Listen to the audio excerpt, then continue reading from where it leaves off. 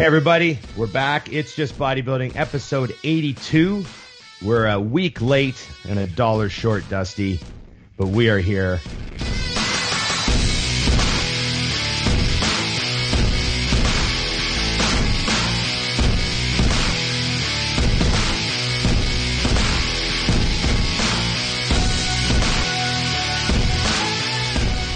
That's the latest I've ever been. I'm usually just like 20 minutes. No, I know. A whole week. A whole week. Sorry about that, guys. So we for those of you that don't know, we need a quick little pandemic update, and we could put a graphic here.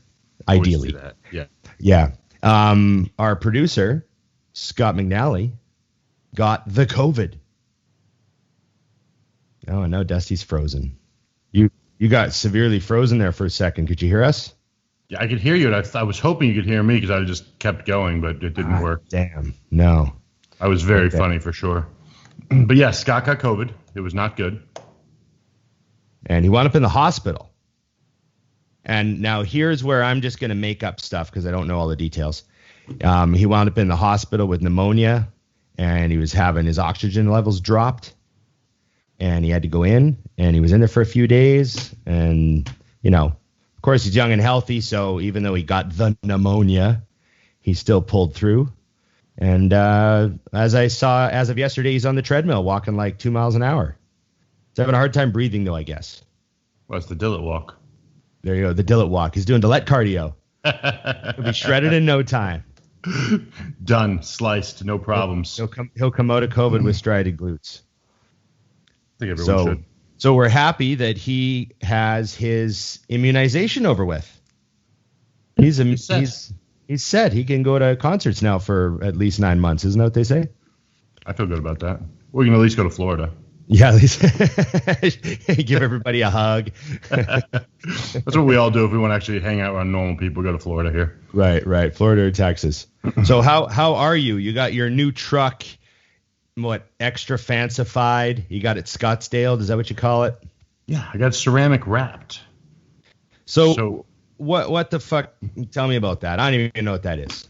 I know what those words mean, but I don't know what getting your truck ceramic wrapped means. Basically, what it means to someone like me is shit is super duper shiny all the time. Right. And if it gets wet, which I don't know how that would happen here, but if it were to, if it were to get wet, it would be repel. The boy's back. Come on, Dad, come here. He all of a sudden, of course, needs some attention. I feel that. Okay, so if it gets wet, it will repel the water. What, better than metal normally does? And metal with wax normally does. And I don't got to fuck with it anymore. Now it's just done. I don't have to worry about that shit. Okay. Is it true that you are picking up a vehicle today that is newer than 2007? Yes, I made a purchase the other day. You know, this whole looking for a vehicle thing was just weird. I looked and looked. And, you know, everyone's got all their friends and hookups and connections, right? I got a couple of guys, mainly this one dude that I know used to work at the gym, actually. He sells cars. And then one of my clients is a finance manager at the same lot. And, you know, there's a bunch of like hookups, right? Yeah. And I had a lot of people kind of keeping an eye peeled for, you know, a certain type of Grand Cherokee or maybe a 4Runner. And then my buddy bought a brand new Explorer, like an ST. Right. And I was like, holy shit, this is like fucking nice. Right. Right. Because I just hadn't been looking at Explorers. I just wasn't really into them. Right. Mm-hmm. And then I was like, so I started looking at Explorers and I was like, holy shit. And I started asking some of my buddies, like, hey, what about an Explorer? Do you guys have any hookups for Explorers? And a few of them are like, oh, well, yeah, you know, we do have one Ford lot and blah, blah, blah. And they start calling around. And, you know, just out of the blue, got a call from a guy that he was actually one of the guys I didn't even really ask for any help with vehicle. He just knew I was looking for something. He goes, hey, we just got like 5 Explorers on the lot that are like 2018, 2019, and they're all really nice. You should just come down and look at them. Right. I was like, fuck. Okay. So I just like spontaneously after my workout the other day just shot out to the lot and showed up, and yeah, he had like a real selection of like really nice, 2019 Explorers. Right. So I looked at a few of them and I was like, I found a Sport. Mm-hmm. It's got the twin turbo in it and everything, and it's just fucking sweet. Only 40,000 kilometers, which is fuck all. Right. You got warranty up to 100,000. Right. So it's like, and I took it for a drive, and he gave me a good price on it, and I was like, fucking done deal. Just get this over with. So I'm calling that abrupt for you because yeah, 2019 Explorer Sport. He gave me a pretty good trade in on the old Jeep. Right. the gray Ghost. What's crazy though is now you'll have that until you're 80, so you're all set. You'll never need another car. It's perfect. Well, I only drive about 4,000 kilometers a year, so I should have warranty for like the next fucking I was telling a guy that listens to the show. He goes, "Does Ron really drive that little?" I'm like, Ron could ride a bike everywhere he goes if it didn't rain. Yeah. I was like, it's not out of hand at all. I told him, I said, literally, we can't finish a conversation from where Ron picks me up, which is like a mile from his house, to the gym. It's impossible. Yeah, exactly. So, so I'm pretty happy. I think I got all the truck I'll need. It's a glorified bike carrier now at this point. Yeah, right? But now your bike is riding in style. Yeah, so I pick it up today, and you know what I was really happy about? What's that? The finance lady sent me a message yesterday. She goes, "Holy shit, you have the best credit I've seen in a long time." I was like, "Oh yeah." Proud moment. Yes. Yeah. Yes, I pay my bills. Yeah. I like to do that. I buy things and pay for them. I'm wild. I'm fucking wild. I don't live beyond my means. You know what I mean? Where I'm from, that's a rarity. There was a thing I heard, or actually saw online. It was when they were doing Black Friday sales. And someone put up a post that and you can't quote me on the number. It's saying like 80% of Americans do not have an extra $1,000 if something happens. Yeah. Well, and then there's, I think it's also the stat, like they don't have if they don't work for 1 month, they're fucked. Right. Right. Yeah, exactly. Yeah. I was like, so it was funny because it was in that quote and it said, so if you don't have $1,000 extra, maybe you should not be taking advantage of Black Friday. Right. But they're basically paying me to buy stuff. Right? That's funny. Yeah, but it blows your mind when you think about it because I've been broke. Broke. But there was still money on the side, but that's not touchable. That's like, oh, fuck money. You know what I mean? Right, yeah. No, it's definitely not to upgrade your chicken money. It's like, nope, you get the cheap shit. Hey, I remember the days before the white tuna. Just the can. The cheap tuna. Just the can. The cheap tuna. Yeah, I remember those days. So, no, it's good. So I'm excited, man. I'm going to, it's got all these features. Yeah, cars do things now. They almost drive for you these days. So first thing I did, Dusty. Yes. This is totally me. Got in. The guy goes, take it for a test drive. Closes the door. I'm all by myself. Bluetooth my phone in. Got to check the stereo. Got to make sure. I don't have Bluetooth in my 07 Jeep. Right? It's 1 year before the plug-in for the phone. Now you don't even need a plug. You just Bluetooth. So I Bluetooth and I put on the Back in Black album to test the speakers. Of course you did. Right? Of course you did. Because there's a lot. It's because it's one of my AC/DC facts is that the Back in Black album has been used by many producers over the years to calibrate their sound system in the studio before they record, because everyone knows that album sounds fucking great. So I put it on. Confused when you were in the car for 5 minutes and then just turned it off and got out? I'm done. Sold. We're good. I'll take it.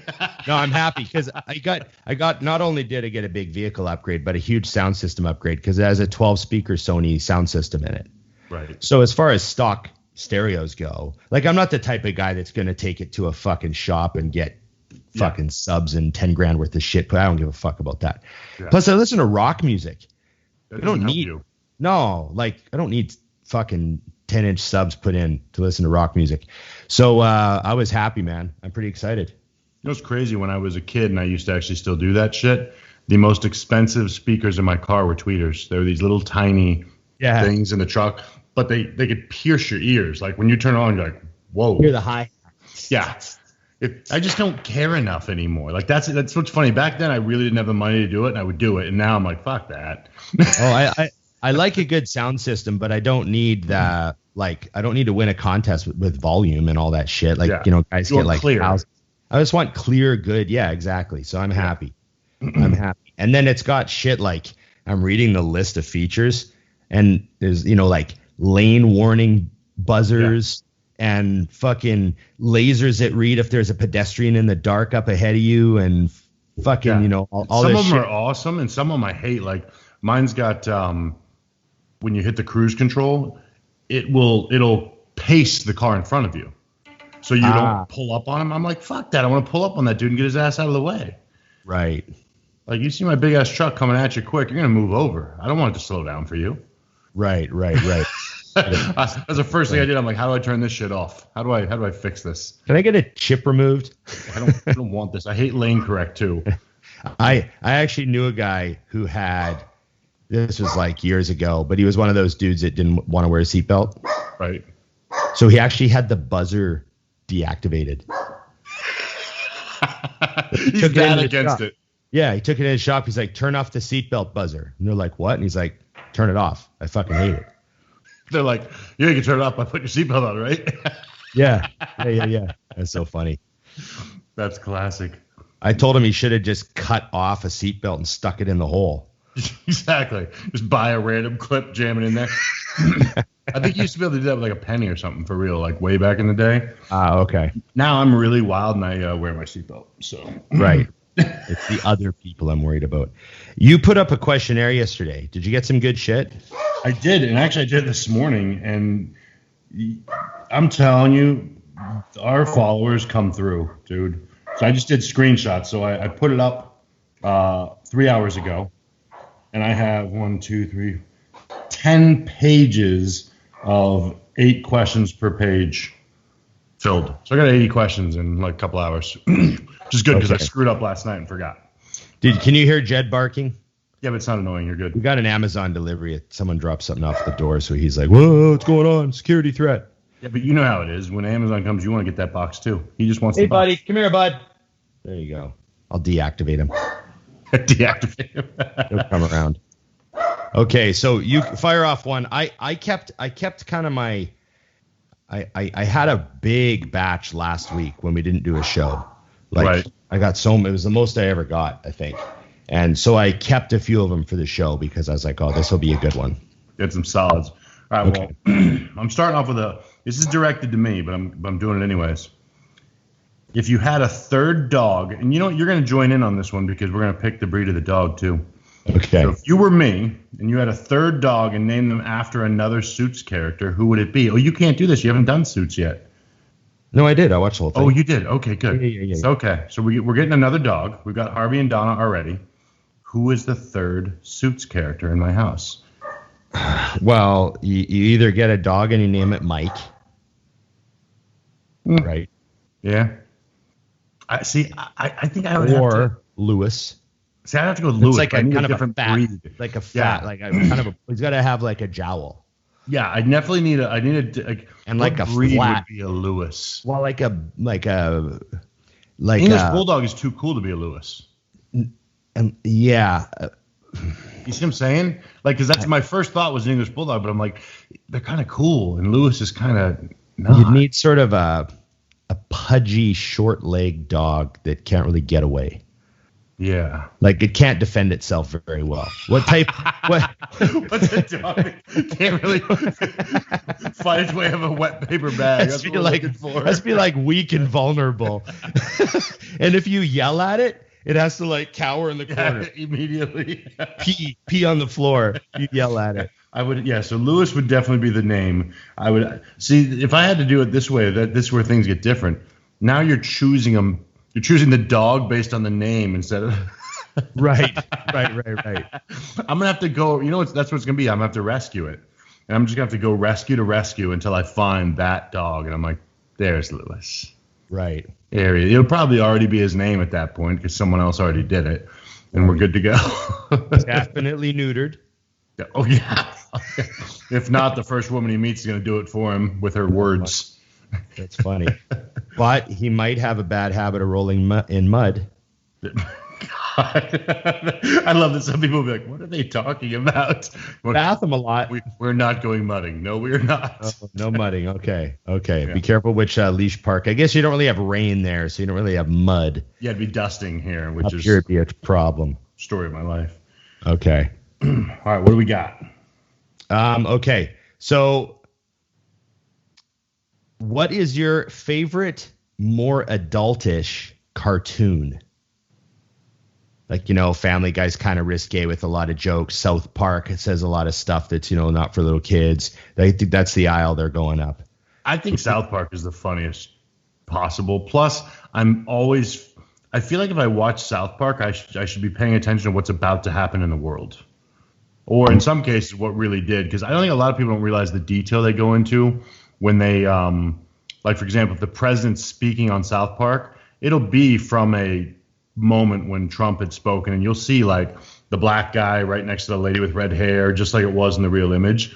They put some time into that stuff, but I think that show, I'm a child. If it pops on and I happen to be cruising by, I'm like, oh, well, we'll hang out here for a bit. We're good. Yeah. South Park's great.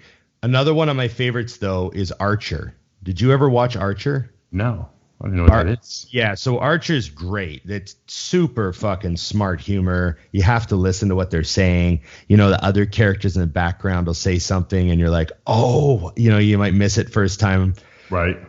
And so basically imagine it's kind of a take on James Bond, secret agent stuff. And, he's a drinker and pops a few pills and bangs a lot of chicks. And his cartoon. Yeah. And his mother is the head of this agency.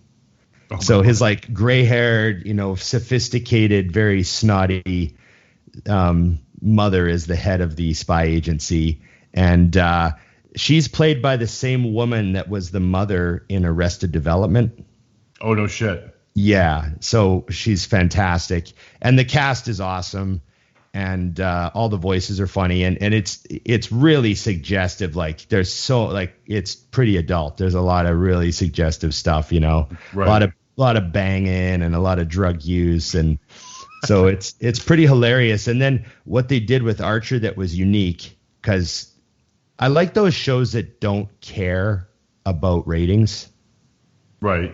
Like, they're solid. They're into like season 12 or something now. Right. So like they don't care at this point because they're solid. So you just do whatever the fuck they want. Right. So I think it was like season 5 or something. They just decided like, oh, let's just make this whole season a dream. And it'll be in the 1920s and it'll be like an old school detective. So like the whole season takes place in like the 20s, and there's like gangsters with Tommy guns, and he's like a private eye. And the whole time he's dreaming. Yeah, because he's in a coma from the end of the season before that. Right?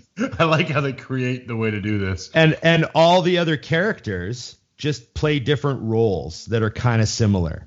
Right. Like the other agents are kind of like cops and other people he has to interact with, and they just change it. And then the season after that, they're like, hey, let's make it the late 30s, and we'll do like an Indiana Jones themed season where you're more like you're an agent that's looking for something, and we'll put you in the jungle and we'll have Nazis chasing you. And so they just changed the season, and now I'm watching season 11, I think, and they're in outer space. They're like on a spaceship. Just randomly decide this is where we're doing this one. Yeah. So they just changed the theme of the show, but it's all the same characters and it's the same like, sense of humor and everything. So if you haven't seen Archer, give it a check because it's great. Coming through, man, coming through. You go ahead. There we go. This is an easy one, but I like where it would go. If you don't have the genetics to turn pro, would you still treat bodybuilding with the same dedication? Well, I don't think I did have the genetics to turn pro. I just outlasted the process.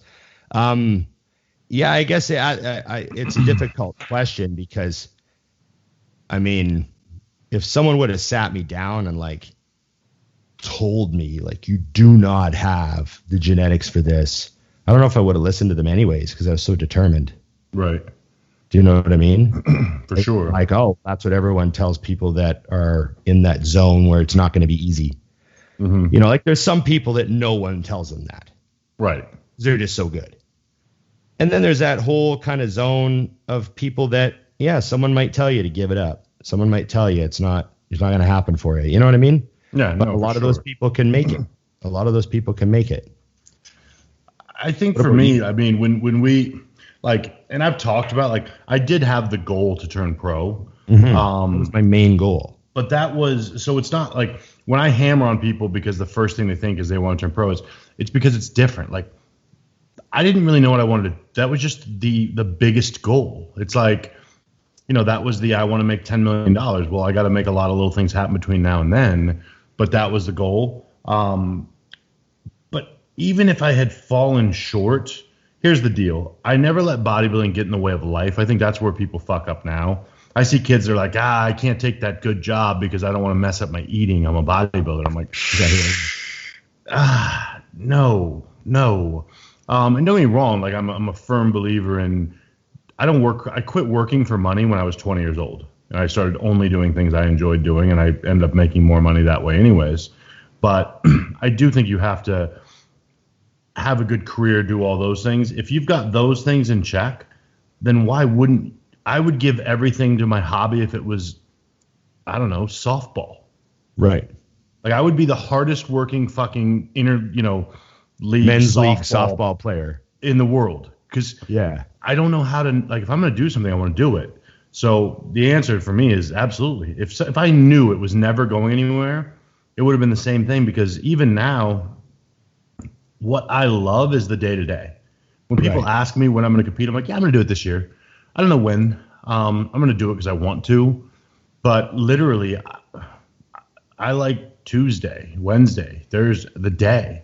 Yeah, you know what I mean? And that's where I think a lot of people miss that is if you really love this shit, it stumbled to become a full-on career. It was literally just like I was playing hockey, had an athletic outlet and a place to put some anger and frustration. And I was like, I couldn't imagine just going to work and coming home and cracking a beer and watching TV. Right. Like that life didn't appeal to me. So that's where I was like, oh, get a gym membership. You know? So yeah, I think you put everything into anything you want to try to do, and fuck what people think, because, I'm sure you've had this. I think we've talked about this on the show. I had somebody ask me within the last 6 months, like, do I ever regret just being a bodybuilder and trainer? And the word was just, kind of like a shot. And I'm like, right. Have you seen my life? What exactly would I regret? Like, I do whatever I want. I have fun. I have the same day, 7 days a week. Like, I work 7 days a week. I like to work. Mm-hmm. I don't follow the just. I could make more money or less money and be less happy in either option. This is a great gig to me. Yeah. No, I know what you mean. I know what you mean. I agree. It's, but maybe that's a quality some people don't understand. Well, I mean, it sort of applies to, like you said, any hobby if you were playing softball or anything.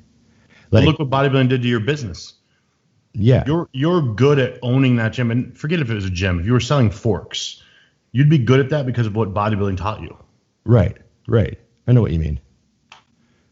Yeah. Work hard, get results, all that sort of stuff. Put the time in. Like you said with the bike, it's reps, it's sets. Well, yeah. So I get people ask me, why are you riding your bike? Like, what's the point? And I'm like, what do you mean? Aren't you supposed to do things that are fun? Like, at what point in your life are you supposed to stop doing things that are fun? I don't get it. I can't comprehend. I'm not following what you're even asking. Yeah. It doesn't even make sense to me. Like, I have a desire to make progress in something that I think is cool and fun. Mm-hmm. And because, I'm 45 and I'm off the sauce, Dusty. You know, I'm not going to be setting any records in the gym. It's training for fun now, but I want to make some progress somewhere and like, you know, stack some bricks on something and do something cool that not everybody does. And those boxes all get checked by this. Right. Right. Because I've always liked doing things that other people don't do. They're kind of weird. Mm-hmm. And I've always liked, you know, like cool off the wall, interesting stuff. Mm-hmm. And so, yeah, there you go. Plus, who doesn't want to actually not grow up? It's been my goal from day one. I always said that. I'm like, yeah, we're not. Oh, which by the way, I got to send you a link today. I bumped into it's not your kind of riding, but an 11-year-old girl, like bike phenom in my head. I'm like, what the fuck? Like some of the things. What kind of bike is she riding? Like, what is she doing? She does tricks, but she does that like on the ground, but also in pools and stuff. Oh yeah. You know, so is she riding a like a small BMX? Yeah, where the seat's real low and is she riding like a 16-inch or 12-inch wheel bike? Like it's a smaller bike too? Yeah, there's some kids that just rip on those. Yeah, just like crazy stuff where you're like, and when you're watching, you're like, you're 11. Yeah. There's a 12-year-old boy from Germany who flatlands. And I follow him, and he's just awesome. And he had a 12-inch bike, so his wheels were 12 inches around, and he just upgraded to a 16-inch bike, and the full size is a 20-inch. So that's a BMX, right? Right. So he's up to a 16-inch wheel now. So he's got a slightly bigger bike, and like just over the course of the last month, he's relearning all his tricks on the bigger bike. Right. And that kid just fucking rips. So funny to watch him because you're just like, what? Yeah. No, I'm fascinated because I think it tells you here we go again, but it's like for a kid to learn that stuff, that means they just go just like an adult, only it's driven from a different place in my head. It's just pure desire. I want to do this. Yeah. Like if my kid walked into the room, if I had a kid and was like, I want a bike, I'd be like, okay. And then they started doing weird shit. Like, okay, oh, you want a skateboard? Sure, okay. My parents were just glad I didn't play hockey because one hockey son was enough. Right. Yeah. You know, they're like, fuck. That's why I was allowed to do whatever I wanted, really, because nothing I wanted to do cost as much as my brother's hockey. Yeah. Or the amount of time that they had to put into going and traveling and including the actual time cost, right? Yeah. You know, my skiing was just as expensive with equipment and stuff. Yeah. You could just drop me off at the hill and come back at the end of the day. It was like a free. See ya. Yeah, exactly. It's a cheap babysitter. You know, let's go get rid of the kids for 12 hours at the hill, Saturday and Sunday. Both days, drop them off at the ski hill. Fuck them off. Yep, see ya. No wonder my mom and dad loved weekends so much. That was their free time from you guys. Yeah. But if it was hockey, they would have had to go to games. Yep. And carpool other kids and all that fucking bullshit. You know what I mean? Oh, yes. Okay. Here, I got a couple. What is the largest animal you could beat in a fight? Jesus. I'm looking at some animals going, even basic ones. I'm not sure I could beat him in a fight. I mean, there are dogs I couldn't beat in a fight. I mean, Jesus, like, I'm trying to think of like basic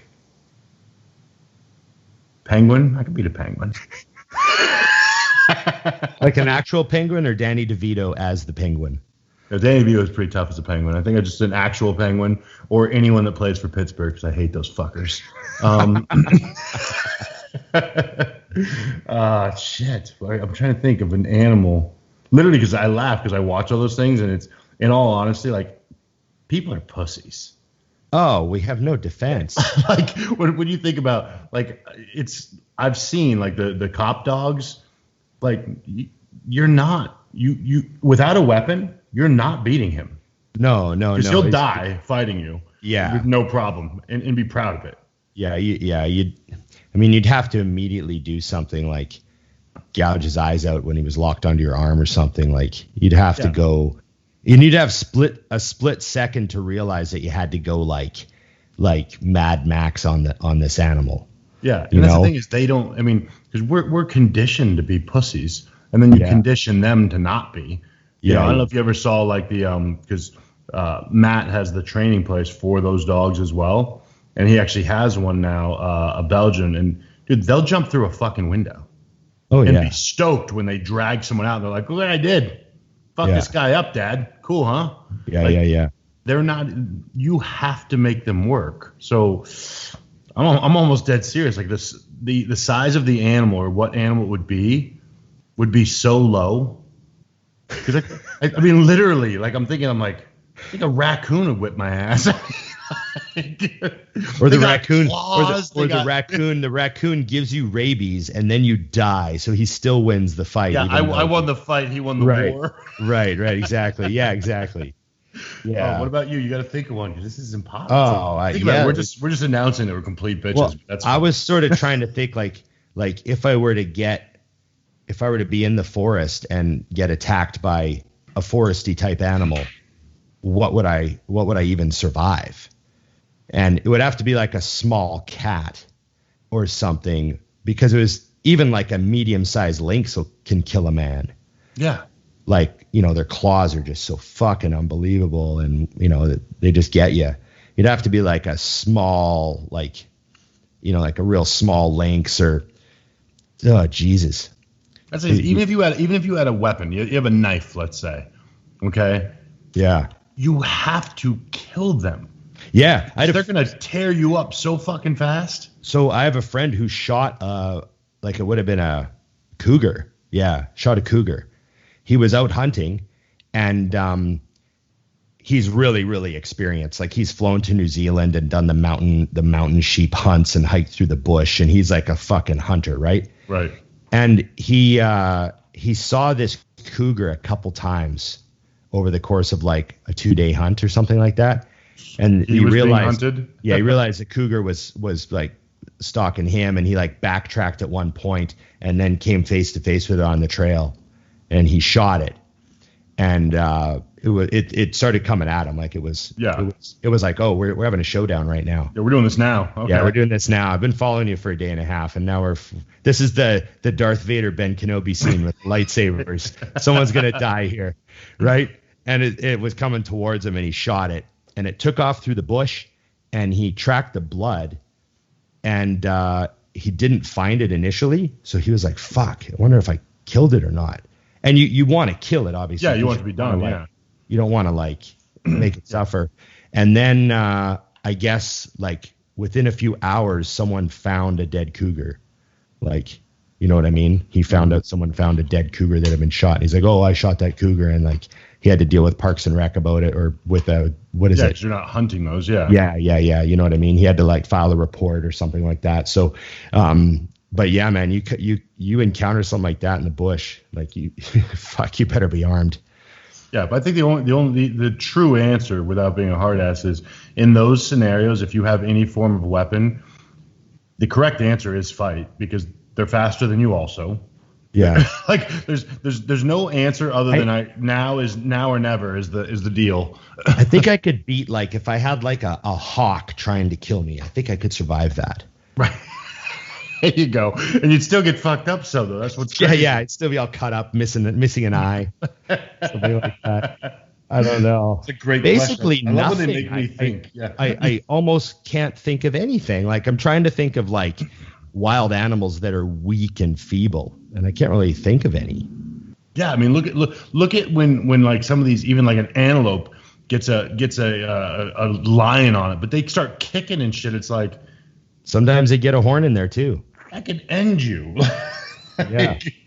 Hey, did you see that video on Instagram of those elephants stomping and playing with that female lion? Yeah. Wasn't that unbelievable? Were they elephants? I can't remember. No, they were, but it was just out of like sport. Yeah, like that. I guess that lion had gotten in there and taken one of them down. Yeah. But then got isolated from the group. Yeah. And they surrounded it, and they just fucked it up. And it's like this female lion's like flying through the air, and they're like headbutting it. Or were they rhinos? I think they were rhinos. You're right. They were rhinos. Rhinos. Yeah. And they're like flipping it with their horn up in the air, and then other rhinos would smash it with their head. And she's still like clawing away, and kind of, it's almost like a sea of rhinos. So she's kind of like trying to run out of the herd on their backs, you know? Yep. And they're just like, oh, she got fucked up. And then eventually you're watching, like, it's one of those IGTV ones on like Nature is Metal, I think. Yeah. And you're watching, and eventually you realize that the body's like lifeless. Yeah. They're just being fired around. And the other lions are like off to the side, like, oh, fuck. Yeah. And that's when you know it's that bad, though, because I've seen that before. There's another clip that was on there one time. It was one lion and like 10 hyenas. Yeah. She's in war with them, but then when a second lion shows up, it's like now it's even. Yeah.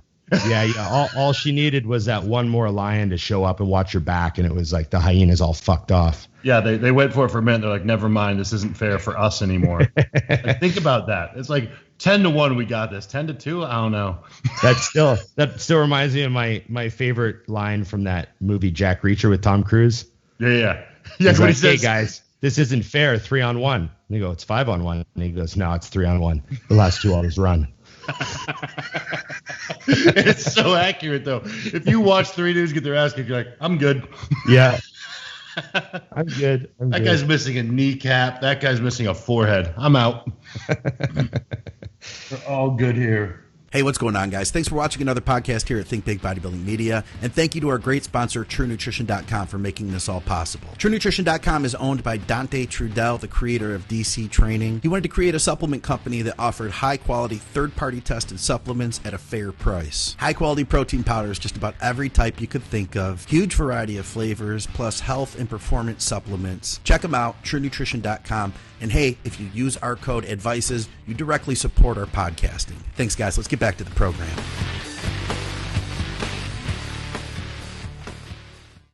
So I had a question. Is it your turn or my turn? No, go ahead, because I was just glancing. So I had a question that I answered the other day on my story, and I had several people message me because of it. They just sent like gross or disgusting, and then someone was like, I'm going to actually try that. And it was, what's the weirdest thing that you've eaten that sounds gross, but turns out to be pretty good? And I sort of assumed they meant bodybuilding food over the years, Dusty. So that's where I went with it. Got it. Okay. And what was your answer though? So I had this little phase. I don't know what I was thinking, but at the time it was delicious. But I would take 2 cans of white albacore tuna, and then I would dump I was dieting for show. I would dump my prescribed amount of mini barbecue rice cakes into the tuna, and I would just mash them up.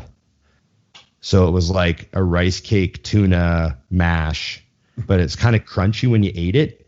And I put some hot sauce on the tuna. Oh, God. And so it was like barbecue rice cakes with tuna and hot sauce, and I would just eat it. And looking back on it, I don't understand what I was thinking. But at the time, I was dieting real hard, and I just was like, oh, this flavor's good and this flavor's good. Let's just smash them together. It's going to be fucking glorious. Yeah. And some crunch in there. Yeah. Oh, God. I mean, that's the only thing because all of my, I mean, you know me, my foods are all normal. Like I'm obsessed with it actually being good. I'll say the only thing that I did find, I don't like fish at all. And people assume you do because I eat it, but I eat it because it's got a purpose. So whenever I would do whitefish, the only thing I found was if I took and skillet fried or whatever you would call it, some vegetables first, just like what's that purple shit called? It looks like lettuce. Purple shit that looks like lettuce? Yeah, like little strings. Radish? No, like little strings, like lettuce, like shredded lettuce, but it's purple. What the fuck's that called? Jesus, I don't know. You do too. We know what this is. Anyways, things like that. If I put the sauces in those things and just bomb the fish inside of it, it was good to go. But that's not like weird. It's just covering up fish. I don't have any weird raw recipes. Like, I mean, and anything I have done that's weird was not good. It was just to get it down, like blending food. No, anyone who says, "Oh, it's not that bad," I'm like, you are full of shit. Right. When you blend up a chicken breast with anything in the world, it's just to get it down as soon as possible. Like, I'll literally do one of these, like, all right, here we go, boom, and it's one shot because I'm not taking two. If I need oxygen, that's fine. We're going without it. It's not happening. Right. Okay. Your question is terrible. That's just not nice. Hey? Okay, here we go. Your turn. Oh, that's easy. Whiskey or vodka? Vodka. Well, sorry, are we having a drink or a shot?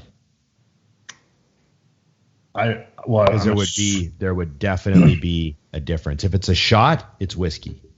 Yeah, because I was gonna say, I drink whiskey as a drink, not as a shot. If it's just the booze, it's whiskey. Right. But if we're mixing a drink, it's vodka. Because vodka's easy to mix. Agreed. Yeah, and I don't want to drink like whiskey and Coke. That to me isn't like something I want to sit. But vodka and Coke I could drink. Yeah. I would go vodka. Just I don't like whiskey. Yeah, I can do a shot of Jack though. I can do shots of whiskey, but shots of vodka are fucking terrible. Yeah, no, I went fishing with a guy one time that's a huge whiskey guy. And he's like, "Oh, you want some Jack?" I was like, "Sure." And I'm thinking like, he handed me like a cup. Yeah. Oh yeah. If you're a guy with Jack drinkers, they don't fuck around. I'm like, "What's in this?" He's like, "What do you mean?" I'm like, I offered you a drink. Here's a drink. Yeah, that's Jack. I was like, "Why don't you just hand me the fucking bottle, weirdo?" I mean, same fucking thing. Like literally. And I'm being a sport, so I'm drinking it the whole time. I'm like, this is fucking terrible. Right. This is like, what you like? Like on my birthday, Emily took me out to a nice restaurant that we don't always go to for my birthday. You know what I mean? It was like Did nice. You go to Earl's? Weird. No, we went to a different restaurant. It was really, really cool. And I had a double vanilla vodka Diet Coke. That was my back in the day when I used to have a drink once in a while, Right. Vanilla vodka diet. That's good. And man, I was instantly like I was half 3/4 done my drink and I was like drunk. Like I couldn't have driven. You're half in the bag on one drink. Like because of my body weight, I probably would have blown under. Right. But because of my tolerance, I was completely inebriated. Yeah, you knew you would never get behind the wheel doing that. No, but there's people out there that could literally drink half a bottle and probably drive pretty safe because they're so tolerant of booze. Yeah, that's not me. That's funny. I was like, I had to like map out my trip to the bathroom. It's like, okay, I'm going to get up and I'm going to head that way. And hopefully no one will step in front of me and fuck up my equilibrium. You just fall over. What the hell? The guy walked in front of me. Yeah, exactly. Oh my God. I have a good one then, so I'm skipping. I'm jumping right in front again. Go. If you could pick one food as ammo in a food fight, what would it be and why? Oh. Apples. You're going for pain. Oh, yeah. Impact bruises. I'm making bruises. There's some weight to them. I mean, you don't want nuts. Nuts don't hurt. They're hard, but they're not heavy enough to have any real velocity to them. It's true. Yeah. But if I'm winning this food fight with a knockout. I like this. I want to go the same route then, but I'm going to use like an entire salmon. Right. You're gonna beat someone. They got the sharp edges. Hold it by the tail, just smash them with it. I'm just going to town with a swordfish. Yeah. Okay. I'm sorry. Did you say swordfish? Yes, I did. Wow, that's another level. This is American food fight for pain. There's people that are thinking like mashed potatoes. Yeah, it's gonna make a mess. We're killing people. We show up and fucking kill people. Well, you said it was a fight. I mean, we're just talking about fighting cougars and fucking mountain lions. Cougar's been trying to fight me since I was a kid. Oh, yeah, sorry. Yeah. Different thing. My bad. I had some entanglements with some cougars. Entanglements. I had a couple of cougar incidents when I was younger. I just love that you went with entanglements because that's funny after last year permanently. We were in entanglement. Oh, God. Sorry, Will. Okay. Favorite sports movie?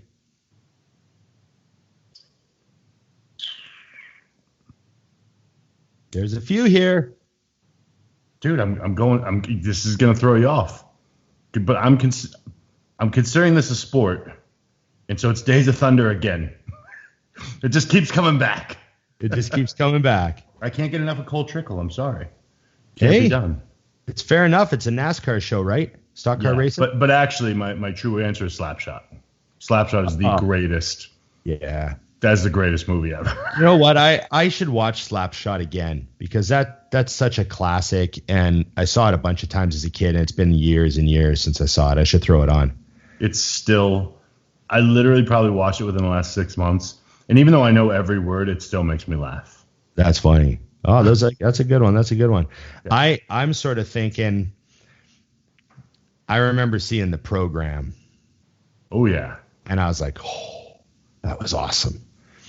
And then you got Any Given Sunday. That absolutely is a great. And now I almost want to count the Bruce Willis movie that I really liked. Which one? There was that football player that killed himself at the very beginning. It was a football movie. Hold, please. Keep talking. Oh, fuck. The football movie. I'm getting you. Don't worry. That was really cool. And then you got Rudy. Do you remember Rudy, Dusty? Of course. That's Guy Cisternino's only person that ever impressed him. You're talking about The Last Boy Scout. Oh, The Last Boy Scout. Remember that? Yeah. Is that what you're talking about? Or no? Yeah, that was a great show. Okay, yeah. There's a great line in that movie where the guy said he accidentally slept with the guy's wife. It was an accident. Oh, you walked in, you slipped, and your dick fell on my wife. It was an accident, huh? Yeah. So Rudy is like the greatest underdog movie, right? Yeah, that's sure. Awesome. But yeah. I think Any Given Sunday is pretty goddamn good.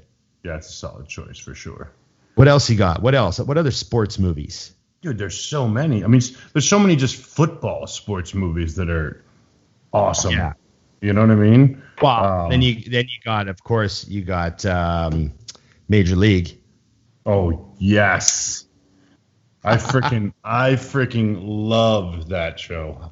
That's it. You know what? That's another one of those shows that I would stop at every single time. Yeah. Wild Thing. Oh God. Fantastic. Okay. So days on this one, Jesus. Okay, it's your turn, and then I actually have a training question because we haven't even touched training yet. Oh, we should do bodybuilding? That's weird. Yeah. An hour into the show, no training questions. Well, if we're gonna go to training first, then I'm gonna ask this question to Ron just because I love the answer and I already got it. Okay. This person wants to know how big is your cock, and you get to answer. And once this answer is done, I'm going with it for the rest of my life. But you got to give the story. Okay, so Dusty and I were talking earlier, and I was saying that I had a line once that just came to me, and you know sometimes someone puts you on the spot, and you actually you get them. Yeah, you win the war. Because you're not ready for that question. I mean, if somebody just walked up to me and said it to me, I wouldn't know what to do. Yeah. So I was telling Dusty a story about one time I was sitting with the staff at the bar, and there was this one chick that worked there, and she was really funny, and she was like really cool to have around. And just out of the blue, she goes, "Hey Ron, how big is your dick?" And everyone just turns and looks at me.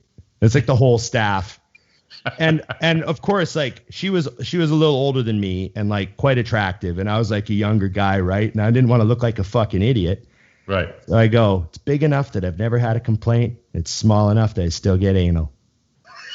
And the whole room just popped. And everyone laughed. And now that's my signature line whenever that kind of joke comes up. How big's your dick? You're a bodybuilder. How big's your dick? Because then I've had drunk idiots say that to me, oh, you're a bodybuilder. How big's your dick? So that's a good line. So anyone out there, you're free to use that line. He's not even charging for it anymore, which is great. Charging. It's public domain now because it's been around for a while, right? Yeah, I like that. I would definitely use that now. There's no better answer. There's literally nothing else you could say to that other than what do you want for breakfast? She could ask that next. Right, because any chick that puts you on the spot like that, you got two solutions. Like, like what do you say? Especially when you're a younger guy, right? I think it was in my 20s or something, right? Yeah. And she's like, a little older and and you're all of a sudden you're just like put on the spot and you're like, oh. That was a hell of an answer on the spot. I would not have come out that well in my 20s. I was pretty happy with that. And I think that maybe just for a split second, she might have wanted to fuck me. I'm sure of it. Just because alone. I'm just kidding. I don't know. Just so you overcame. I do. All right, let's get to this silly bodybuilding question you want to do. I had a bodybuilding question? Yeah. So this is a good one. No, it's a good one. So what is the optimal length and amount of sessions per week for optimal muscle gain? And I know that obviously this is not a perfect question with a perfect answer, but generally, what do you think? I think, first days in the week, 4, maximum 5, is my solid answer there. I'm psychotic and don't believe in training more than 3 days in a row. I think your CNS is shot at that point when you need a day off.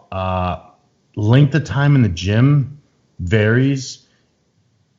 If you're training with a partner, one person, I think 90 minutes is about as long as it should ever take. Can be a little longer, but in reality, if you want to break it down, it's how much time do you actually spend under a bar? Yeah. Because I'll have, like, for example, a leg day for me, I just said 90 minutes. Leg day takes 2 hours every time.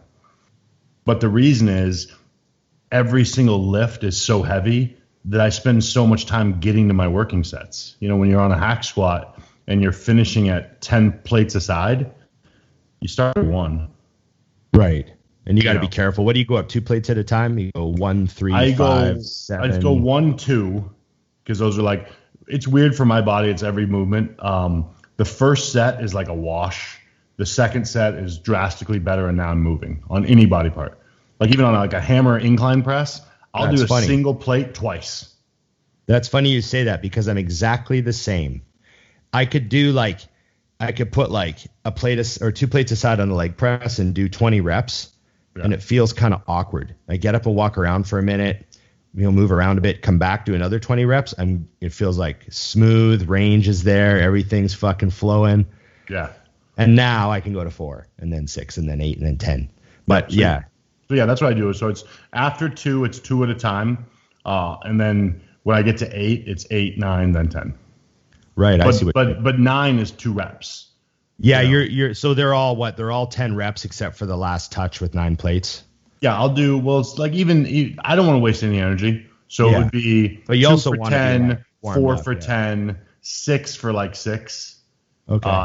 8 for like 4. Now I'm just touching weight because my body's so the reps start to decline about halfway through your warm-ups. Yeah, once I know I'm ready and I'm just feeling weight. But yeah, so that gives you an idea though. So because we actually joked about just barely. I said, because I filmed every working set. At the end of the workout, I go, that was a good workout. I trained for 11 minutes. Right. 11 minutes. I had 11 minutes of true gone to hell training. Yeah. I train in a rep range. It's kind of funny, but just barely last week, I decided to do some high rep stuff. It was right before the knee issue I was getting fixed. Oh yeah. And I laughed. It was the first time in forever I had to cut the video because it was too long for Instagram. Oh, my sets are typically under a minute. Seconds. Yeah. Oh yeah. Most of them are. Sets and secs, both are under a minute. That's funny. Yeah. Best minute of your life though. High intensity. You don't want disappointment lasting any longer than that. Hey, it's all you can. That 1 minute's all you can handle. That's why I did that for you. You're welcome. Right. How long can you last? You'll be bored long before I'm done. It takes about a minute. Happy, but not long enough to make you bored. Yeah. There. You got to give those types of answers to those questions, Dusty. Yeah, you always get your way out of it without ever truly answering. I like that. Right. What was your answer to the same thing? That's funny because I agree with you on pretty much every single thing you said. I just find that while you're training intensity, obviously, we're talking about people who are training really, really, really, really hard. Right. And trying to be progressive and pushing themselves and probably going to failure on, most of their working sets and all that sort of stuff. And, based on the way I train and my, style of training with, I like to go to failure on a lot of sets and all that stuff. Well, not a lot of sets. Technically, it's actually only a few sets. But I always had problems when I tried to train 6 days a week. Mm-hmm. Several times when I thought, you know what, I'm going to do a separate quad ham day and I'm going to have an arm day. So that means I got to have 6 days a week. Right. And I would always because technically muscle wise, you're getting the recovery. I was still training everything once a week. Right. So it wasn't like my frequency went up and I wasn't really doing more volume, maybe a few sets, right, extra volume because I had the time on, quad ham day. I thought I'll add a little bit, but I would just get fucking trashed.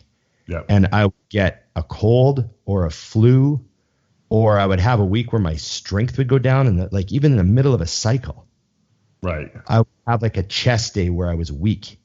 And I'm I'm on a cycle right now and I'm eating my face off. How can why would I get weaker? Right. And the only thing I could ever track it back to would be it would always be screaming right in my face. It's been 3 weeks since you started training 6 days a week and now you're fried. And it would always be like that 3-4 week magic mark. I would hit and I would get sick or run down or something would happen. And I would go back to 5 days a week and everything would come back around. Yep. And so, when I meet people who train every day, I've had clients where I'm okay, this is chest and shoulders and here's your arm day. And then I want you to take this day off. They're oh, I haven't taken a day off in months. I'm always oh man, that tells me that they're not focused in the gym and they're not driving themselves and they're not overloading their bodies and they're not causing the type of CNS stress. Not that you want to be smashed and burned out on CNS, but they're just not getting the same amount of stimulus.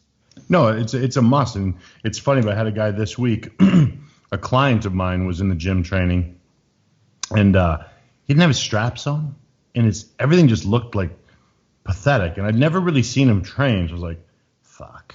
And I would train him. I have to do this. I was where are your straps? And he goes, no, I'm just, this is an off day. So I'm just kind of getting a little blood in everywhere. And I'm okay, don't do that.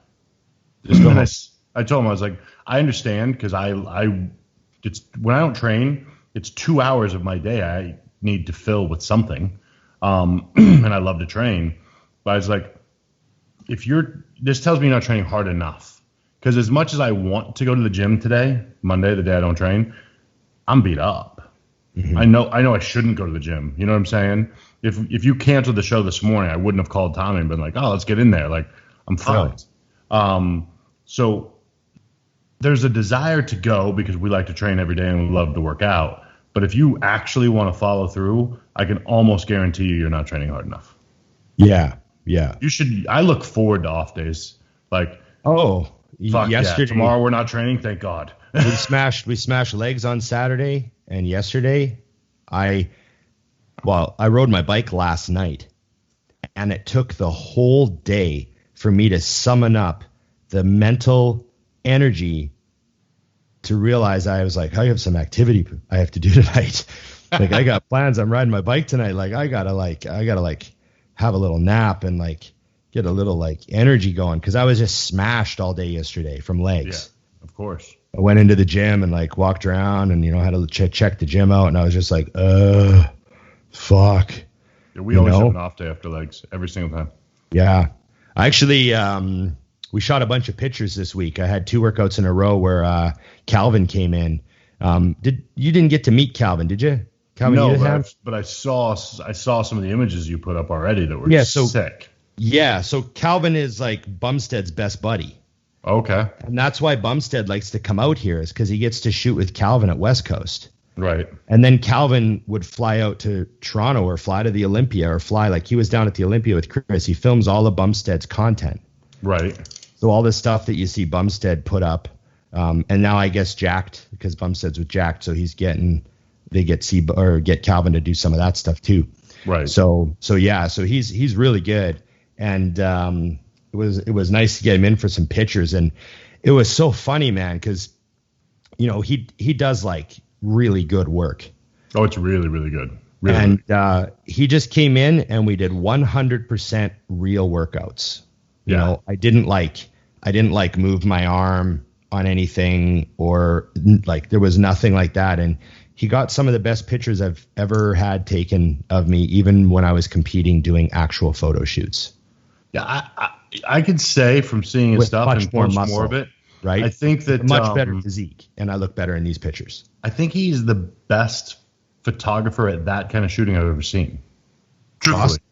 Because I mean, I've shot with a lot of people that way as well, and my favorite shot, total picture of all time of me, is deadlifting in Venice with Pav was shooting me, and there was the same thing. Flex Magazine had paid for it, and they were like, just train. Right. And he just caught an image off a mirror, so it's like I'm actually deadlifting. There's veins and shit's all crazy. Yeah. And I'm like, all right, that's a badass picture. Yeah. Did you get that one of you doing the Over the Preacher Crow that Newton posted? Yeah, that's a sick picture.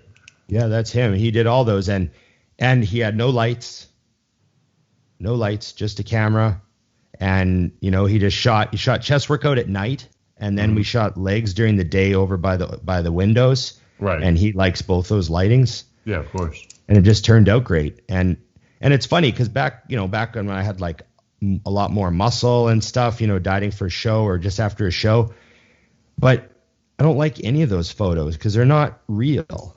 Yeah. Like you're wearing shorts and no shirt and you're doing side laterals. Right. It's like this picture to me now, looking back on my career, this picture's like silly. Yeah, because you're like, that's not how I train. That's not what I do. There's nothing like, to me, it was like this thing I had to do that was just kind of annoying. Right. And I never really liked how I looked in those photos anyways. But, Calvin comes in and shoots us just training with like a cutoff shirt. And he gets like real face and real moments and real, like even just leaning on a machine. Right. But it's real because you're actually pumped. You're not like fake pumped where you kind of feel flat because you tried to look good, but yet you tried to load and you're not really sure if it's full or flat. And it's that photo shoot dilemma. Yeah. Well, plus even in those pictures, like the difference between leaning on the machine because you're actually tired after a set versus posing, where you're trying to get in the position that makes you look the biggest, the best. You're totally right. But yeah, those are sick. I can't wait to see the rest of them because we got to be some pretty good stack of stuff. Yeah, I got a bunch of cool ones. I just don't want to bomb them all because it's supposed to be used for actual marketing. This is marketing. Okay, I got one for you. Shoot. I mentioned one of my answers already, but there's a few. What's the most unbelievable sounding conspiracy theory or historical conspiracy theory that you could actually buy into or are interested in? Historical. Well, we have some going on right now, but I don't think they're conspiracy theories. Right. Our entire president is a conspiracy theory of bullshit. He's something else. Somebody put up a thing actually today. It was funny. It was on, so when YouTube, people can thumbs up and down your videos. Right. So a Biden video went up and it had like 10,000 thumbs down and 600 people liked it. Yeah. But he got 80 million votes. Yeah. Yeah. No one blinking at the fact that we had less registered voters than votes. Right. Anyway, so yeah. I don't even know all the final washout of all that stuff. I just know there's never going to be one. It just goes away. Because someone with enough power has to care. And when the entire system is corrupt, you're all set. Well, and look at what's going on in China right now. China just passed a bunch of rules that make it almost impossible for anybody who's not approved by the party to run for office in democratic Hong Kong. Because China's trying to suppress Hong Kong and they're trying to they don't want Hong Kong to, do its own thing anymore, and they're really trying to lean on it. So the commies they went in and arrested it was 100 political people that were pro-democracy and anti-communist party. So there's guys that were trying to run for office that, they're sitting in a box right now. They don't want anyone to vote for them. It's fucking crazy. The one that I mentioned that I think is going to be cool is I'm hoping one day we find out what happened with JFK. Right. And I'm not talking about the lone gunman conspiracy. I'm talking about the who actually had him killed conspiracy. Because whether it was one guy who got off all those shots or whether there was another gunman with another gun isn't what I give a shit about. Was it the KGB that had him assassinated? Was it the CIA that had him assassinated? Was it Lyndon Johnson who had him assassinated? Was it, some sort of other group? I mean, there's even talks of like Castro and some of the Cuban communists having something to do with, apparently Lee Harvey Oswald, he went to Mexico and met with some Cubans at some point before the assassination. So there's all these crazy stuff, and we don't know the final facts. I know Oliver Stone made that movie, but that was Oliver Stone's interpretation of what happened, and there's been a lot of dilemma as to whether or not that's actually how it went down. Right. So, but yeah, I mean, that's a huge deal. Like we don't remember what a big deal that was, but just imagine if that happened now. Oh yeah. No, that's a big fucking deal. And I think now they blamed it all on one guy and said it was just him. All by himself on Tuesday. His idea. Yeah. And I don't buy that at all. So no, but I think that's kind of what's, if anything in the US, I'm sure it's everywhere, but here you can't, no matter what side you stand on, you can't argue that it's very obvious that the most corrupt people in our country run it. Oh, well, yeah. I mean, that's it's basically everything is settled into that now. Because you look around, it's kind of like, if there can be a running joke that having dirt on the Clintons gets you killed, and then people keep dying anyways. It's like it literally reminds it reminds me of like the Eminem song where he's like, standing in front with a can of gas and a handful of matches, and something's on fire. You're like, I don't know. Yeah. What happened? Yeah. Literally, because that's how it is here. I'm like, so that's the most dangerous person in the world. That old woman. That's some scary shit. So yeah, but no, that's it's funny. I just Googled conspiracy theories just to see it.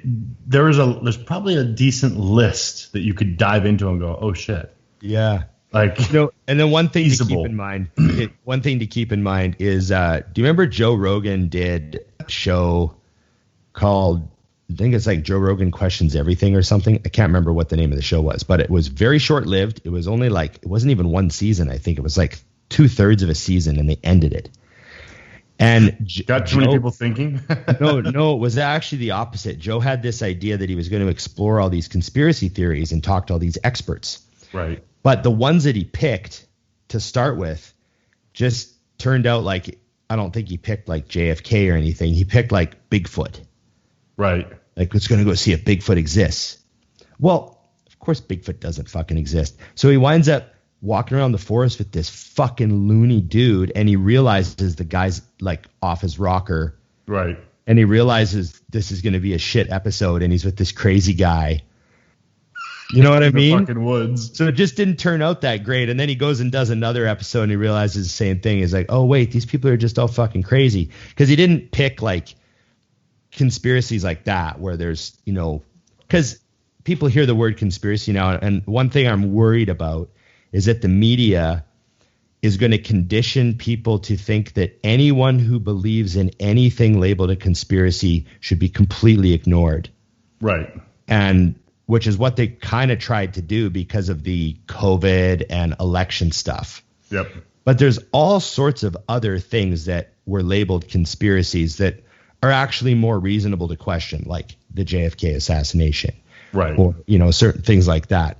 So we have to be careful that, like I say, most conspiracies are just large levels of incompetence and bumbling idiots not communicating. Yeah, not paying enough attention. But you can't ignore, like here, for example, I'm hoping with the media, things might start to change. There's a lady here that just quit. She's been on the top news channel and the top 2 people for the last 22 years. And she announced her retirement after a break and literally said, it's not proud to be a journalist anymore.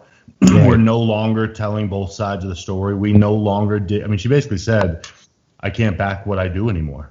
Right. And when you have someone of that level who's walked away from a career that's paying her ridiculous, like she didn't even know what she's going to do. Yeah. She was just kind of like, I mean, I know what she's going to do. She's going to write a book, but she might not even know that yet, but that's coming. But I mean, to see that is like, it was like a breath of fresh air to me. I'm like, okay, there are some people behind these fucking lines that know it's horseshit. They're going to start walking. Right. And saying things. So hopefully eventually you can at least hamstring it a little bit. Because like I'll go to my mother's house and she'll have the news on. I'm like, turn that off. Like I didn't even want it on. Yeah. I get irritated immediately. I'm like, what channel is it? I can tell you what side we're on. Right. Yeah, exactly. I know. I'll switch to this one. We can get to the other side. What about the I mean, I've watched a couple of Rogan's podcasts and I've read a bit. Where are you interested at all in like the Area 51 stuff, or if there's any sort of technology they've had that they haven't disclosed to us? Oh, I think that's awesome. I think it's arrogant to assume we're the only thing out there. Right. You know, now the question mark, of course, is have they been here? But I think yes. I assume as we live, and it's going to sound funny to people, but I assume there's other creatures much smarter than us. Right. I have no doubt about that. I watched, there's Lex Friedman has a great podcast, and he has all sorts of like, you know, genius level physics and astronomy people and every sort type of person on there. And he had one guy on there talking about like the actual statistics of how unlikely it is that there aren't actually billions of planets like Earth. Right. Like statistically, there's billions of planets that are Goldilocks zone from whatever sun they're orbiting, where they're the right temperature to have liquid water. And this, you know, probably have life on a whole shit ton of planets. And now statistically, how many of those planets? Here's one of the things about whether or not there's intelligent life. Life is a lot more likely than intelligent life. Right. Because you have to have a planet that also gets uninterrupted by catastrophic events that wipes life out. Regularly, yeah. Repeatedly, you know, like the dinosaurs, but like every couple million years when something gets actually rolling, there's another fucking asteroid or there's another fucking, just constantly terminating the chain of events and restarting things. But still, with billions of planets, there has to be someone. And then you just wonder if they would have bothered to stop. Like, I gotta be honest with you, but based on what we've been doing the last couple of years, I think they look by and they're like, ooh, don't pull into that neighborhood. Yeah. It's kind of one of the things I really liked. I know you're not a Star Trek guy, but one of the rules with Star Trek is they don't want to engage a pre-warp society, right? Because they'll fuck it up too much, right? They don't want to interfere with pre-warp societies. So like in the movie First Contact, which is one of the best Star Treks, it's sort of about the moment when Earth first encountered its first species, which were the Vulcans, which is like Mr. Spock, right? Right, yeah. But the whole premise is they have to go back in time to make sure that this one scientist tests his warp engine at a certain time so that the Vulcan ship sees the warp trail and realizes that Earth is now a warp level society and comes and visits. Right. And they're like, there's like this time thing where they have to make sure that moment happens, or else the Vulcans will never stop and it will change history because they'll never get first contact. Right. So it's kind of like, you wonder if the aliens would think that way. Like they'd fly by and they'd watch our TV and listen to our radio and go, they're not ready yet. Not now. Yeah, we were closer 2 years ago than we are now. I can tell you that. Yeah. Like we're not stopping. Let's loop around again.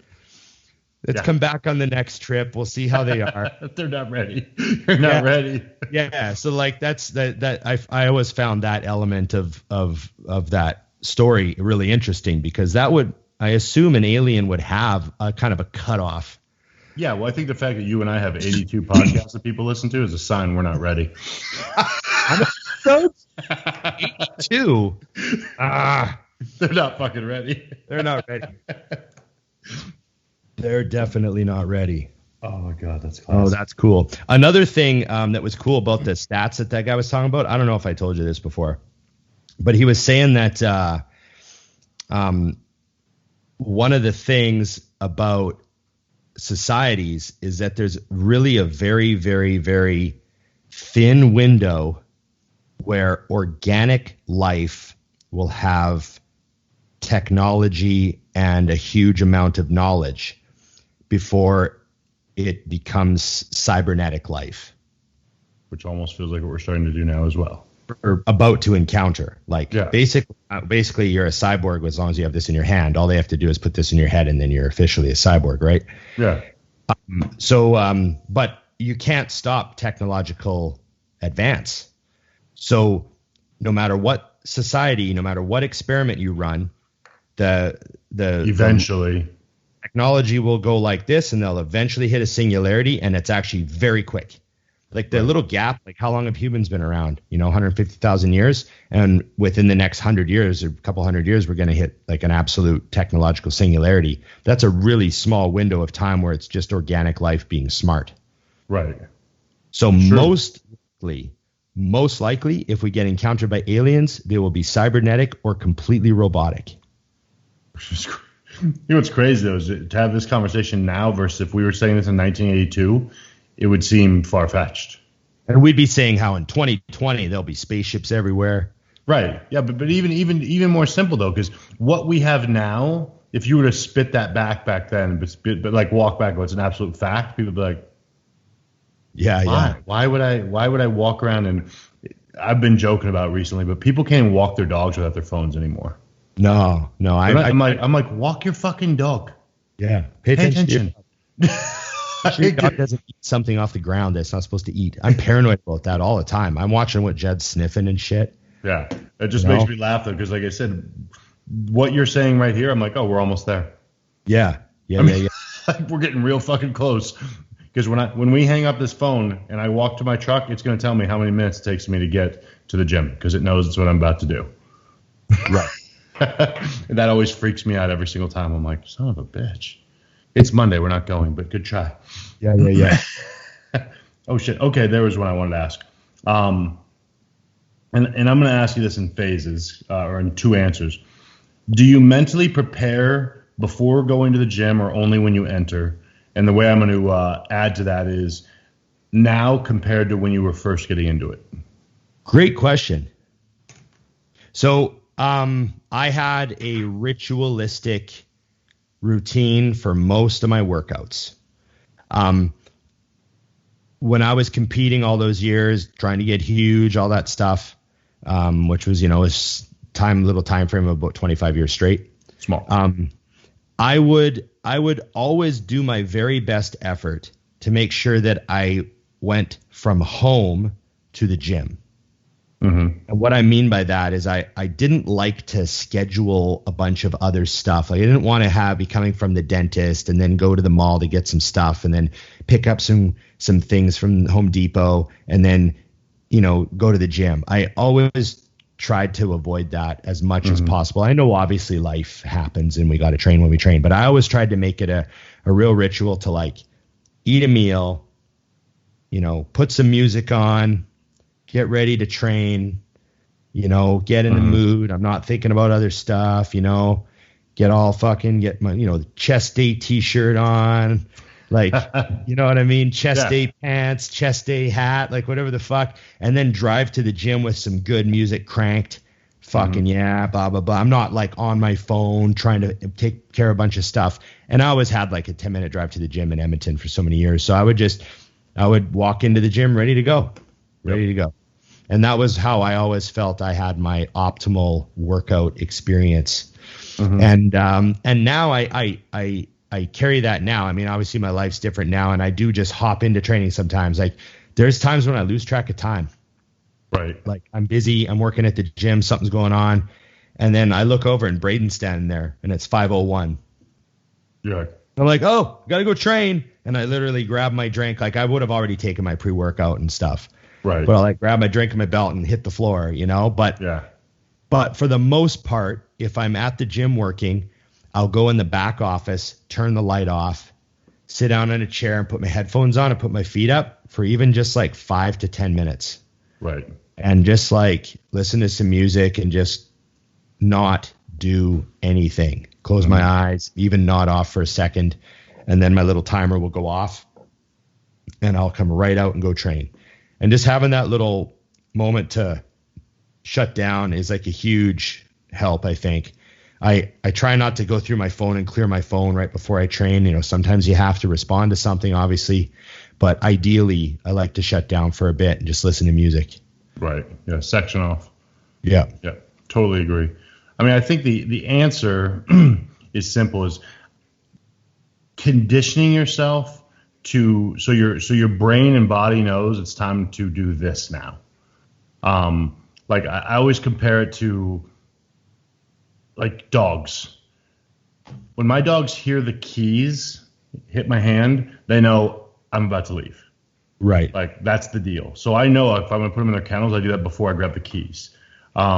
Same thing with your training. If you can get yourself in some form of a ritualistic pattern where these 3 things happen, then you go walk in the door of the gym and then you train, you'll actually condition yourself to understand like, okay, now it's time to shift into that place. Yeah. And I think that's important if you're, I mean, hell, if you're almost everyone, but I mean, if you've got kids and they're running around your brains, or you got office, something that shuts the world down so that when you walk in the gym, that 90 minutes or whatever is yours. Yeah. You know, because that's one thing I don't have an issue with. I have 0 distractions when I get to the gym. Yeah. Yeah. It's the only thing on my mind. And it's not that I'm afraid, like my phone is with me the entire time, but nothing pulls me away from it. And you have to figure out a way to put yourself in that mindset. It's the same like when I was first, the reason I asked about beginning versus now, I used to have to really be gym time in my brain the whole time I was there. Whereas now I can literally, you could tell me the story about how big is your dick and that answer, and I could laugh. And then as soon as I touch the bar, I'm back. Right. Like, yeah. I don't need to be gym guy hardcore the whole time anymore, but I used to have to. That was, if I got out of that, I was out of it. Yeah, no, it is a skill to shift your mindset for sure. And that's why I can sometimes have a great workout after being like distracted all day. Yeah. You know? And there's also sometimes you almost get a rebound effect. Like the more sudden you have to shift, the stronger it is. Right. Like I've had times where I'm like super flustered and I'm like, oh my God, I have to train. And then I wind up having like a smoking workout where I'm laser focused. So it's, you know, you like overcompensate and you pull it all together, you know? Well, I think a lot of that comes from experience though. So for the person who asked the question, find a way to get that system. I really do believe that. And somebody will ask, I get that question a lot. What do you do when you have a bad workout? And I'm like, oh, I don't. I don't typically. No. I mean, that's such a rarity. For me to say a workout is bad, like it was not that I missed a rep, but it was a bad workout. I'd have to think of what year that was when I've had that. Yeah. Also too, I generally have a really positive view of training now. So even if I have a workout where my strength isn't that great or something, I just look at the positives. I'm like, oh, you know, I wasn't that strong today on the incline and the dumbbells felt heavy, but they had a really great pump today. And then I'll like, you know, maybe I looked in the mirror a little bit afterwards. I was like, fuck, I look really good. Right. You know, so I'm okay because I don't have the pressure on me, obviously, to like, you know, outperform every fucking time. Right. But the marker of a good workout now is honestly like, how does my body feel? Right. Like nothing hurts. All the movements feel greased up. Like that's great. Yeah. Nothing's left in the tank. So you're done. Oh, no. Yeah, for sure. Was it your turn or my turn? I only have time for like a couple more. Yeah, we got to do a couple. I got to roll because I got an appointment in 30 minutes. It takes me 25 to get there. What's your appointment? I'm getting. I started meeting with someone to do some. She's actually stretching me. I want to open up all my hip mobility and all that. It's functional for the gym, but you just realize like I'm literally a bodybuilder. Like there's nothing else is natural because we don't twist, we don't turn.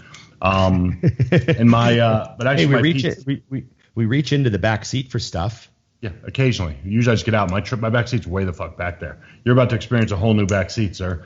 No, but seriously, my PT, I told him, and he was super stoked because he thinks a lot of potential injuries are going to go away because of this. So we'll do it. And then I'm doing tempering afterwards. Her husband has one of those, it's called the ex-wife.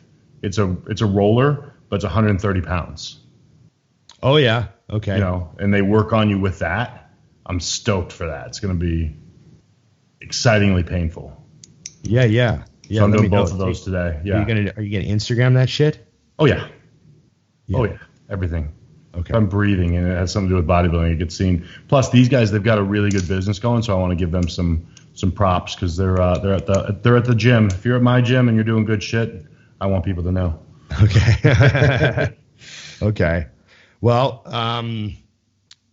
we gotta line up another guest here. We've got a list of people that I know you're interested in bringing on, and we've got a list of people that I've talked to, and you know, it's time. We got Scott back now. He's out of the hospital, so we should get someone on. Yeah, done. We'll get one before next week for sure, because I have a few that have reached out, and I actually have one. I'll tell you off the air, but I want to do before the beginning of the national level shows here. He's really in the mix with prepping for the shows and all that stuff, plus an athlete, plus a coach. So okay, and he's old school, so I like him. Okay, sounds good to me. 82 in the books. Done and done. We battled through a lot of shit here. We had dogs making sounds. We had me not having internet. I think we did all right. I got a text while we were on the show saying that I can go pick up my truck. It's a good day. Yeah. If I don't get a picture before you leave the lot, I'll be disappointed, just so you know. I don't know. I'll send one to you. I'm not going to Instagram it, though. No, it's not your style, but send it to me. Okay. All right, boss. Okay. Thanks, buddy. Remember, everybody, like, share, subscribe, comment, ring the bell. We appreciate everything you guys do for us. We're happy to be back. Sorry about missing last week. You know, disease happens. Virus happens. Yeah. Okay, remember, everybody, it's just bodybuilding.